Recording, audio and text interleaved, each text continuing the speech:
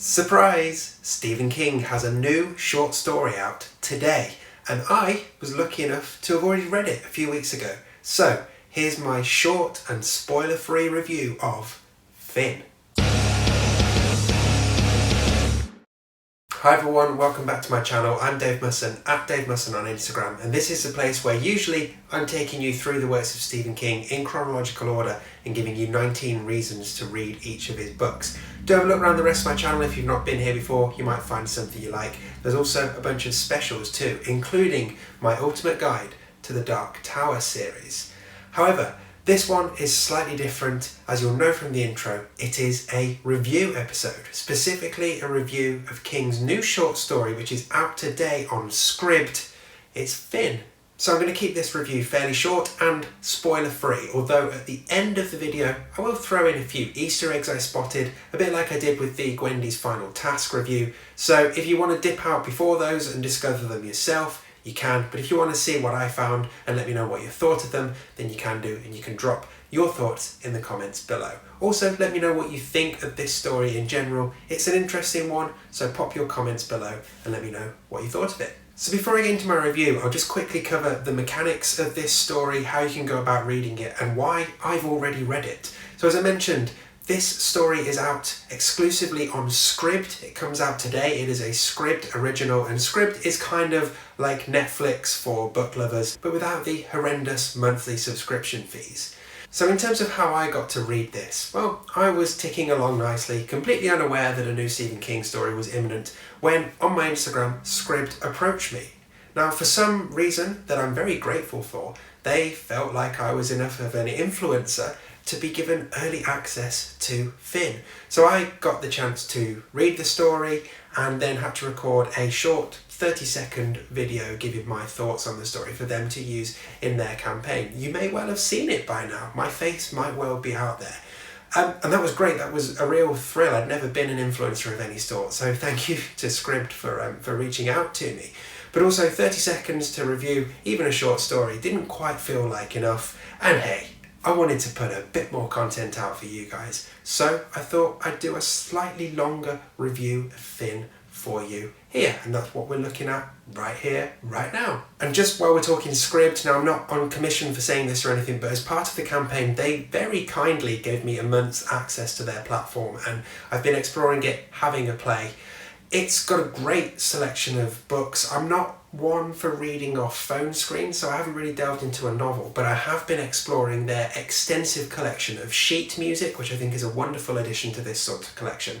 And it's been the push that has finally made me jump into the world of audiobooks. They have an amazing selection of audiobooks out there, and I've been dipping into some of those on my dog walks and while making a cup of tea. So thank you to Scribd for the month's access. Like I say, I'm not being paid to tell you this. And if you want to explore Scribd, particularly if you want to go and check out Finn, for example, there are lots of ways in which you can get a month's free trial. Basically sign up for an account and you get a month for free. So head over to Scribd, check out Finn, and then see what else they've got and see if you like it. One other thing I do like about Scribd is that they commission Scribd originals, which are original pieces exclusively on their platform, and that is what Finn is. So that feels like a good point to actually start reviewing this thing, okay? So Finn is set in the Republic of Ireland, which is something we've not seen from King before, and it follows the story of the titular character Finn, who just seems to be completely burdened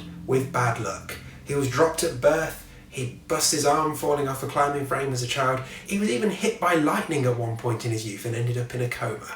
Yeah, he doesn't have it the best, let's put it that way. So in this story, Finn is on his way home from a session of particularly heavy petting with his girlfriend when he quite literally bumps into a guy who is basically the double of him. He's wearing the exact same outfit and is running in the opposite direction. The two guys get up, dust themselves off and continue off in their separate ways, which is bad luck for Finn, as is the way with his life, because he rounds the corner and walks straight into the arm of a bunch of goons who bundle him into a van and kidnap him and subject him to lots of torture through the means of water, heavy metal music, and an insane henchman at the helm of everything, who all seem to think that Finn is this guy called Bobby Feeney, who is almost certainly the guy that Finn ran into on his way home from another session of not going into the bone zone with his girlfriend. So we've got a kidnap, a case of mistaken identity, and an unhinged nutter holding everything together. And the rest of the story is us seeing what exactly happens to Finn and whether he can get out or not. So in general, I really liked this tale. I particularly like the fact that even at this point in his career, when he has absolutely nothing left to prove, Stephen King is still up for trying new things, trying new ideas. So new format, going with Scribd as a Scribd original. He's given us a story set in Ireland, which he's not done before. His writing style even felt a little bit different in this one. We've not really had many kidnap plots in King's bibliography before, and this one just seemed to tick lots of boxes that I think constant readers will approve of. And it gave me real Bachman vibes, mixed with plenty of King's heart. It was quite a nice merging together of those two halves of his personality, or at least his writing personality. So make no mistake, this is an odd little story, made particularly odd by the madman at the middle. Now he's called Mr. Dayton or Mr. Ludlum, depending on when you meet him. Either way, you get the impression he likes reading thrillers. There's one point in the story where Mr. Ludlum, Mr. Dayton, hands this completely batshit pamphlet to Finn. And I found it one of the most powerful parts of the story because it just underlined how crazy and dangerous this person is. And he changes his mind every single interaction he has with Finn. So you never know what to expect. You never know what he wants. And it just makes him feel like even more terrifying of a prospect to have to deal with. I could have done without all the stuff of Ludlum talking about how he reckoned Elvis Presley was gay. That didn't feel necessary. But in general, he felt like a good villain, if you know what I mean by a good villain, who was well fleshed out considering it's quite a short number of pages for this story. The only other real issue I had with the story was the idea of Finn, a 19-year-old guy in the here and now, wearing a Nazareth t-shirt, unironically. Nazareth are a classic rock band that even my dad has got bored of now, so didn't quite buy that, but otherwise liked Finn as the main character. So overall, this is a fun story, some good characters, and an ending that I thought was effective and worked well as a finish for the story, but also didn't answer every single thing. It left other stuff out there to your imagination, which I quite liked. It's definitely worth your time, definitely worth checking out, so get on over to Scribd, bag yourself a free trial, and give Finn a read. And then let me know in the comments what you thought of it. Anyway, there's my quick review. Told you it was going to be a short one. But before we go, I'm going to run through some Easter eggs I spotted in this. Now, this is the closest thing to a spoiler this review is going to cover. So if you don't want to know what Easter eggs I spotted and you want to find them for yourself and then maybe come back and watch this bit later, please feel free to go off and do that. But otherwise, if you're sticking around, let's check out the Easter eggs that I found anyway.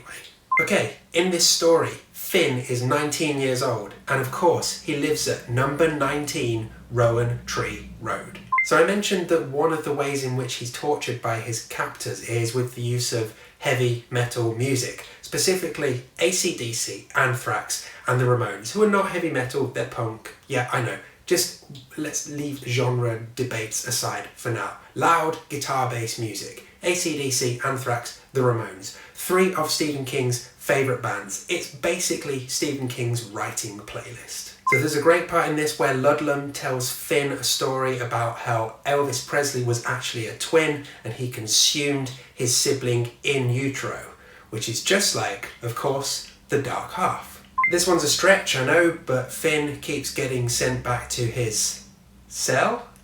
Okay, last one, and I'm particularly pleased with this one. So you remember that Finn runs into a guy who is dressed exactly the same as him and they go off in their separate ways. And we learned that that guy was probably somebody named Bobby Feeney. Okay, Bobby, short for Robert? Robert Feeney? RF? Okay, that's me done. Do go over to Scribd and check out Finn. I think you'll enjoy it. And if you want to come and say hi on Instagram, I'm at Dave Musson. Always happy to chat. And maybe keep an eye on Scribd socials. See if you see my pretty face in there. And, I don't know, like it, wave at it, tell them they should have got someone more influential. Whatever. Depends what mood you're feeling in. I'm rambling now. Go and check out Finn and come back here soon for another regular, slightly longer video. And who knows, we may even get a tractor going past. See ya!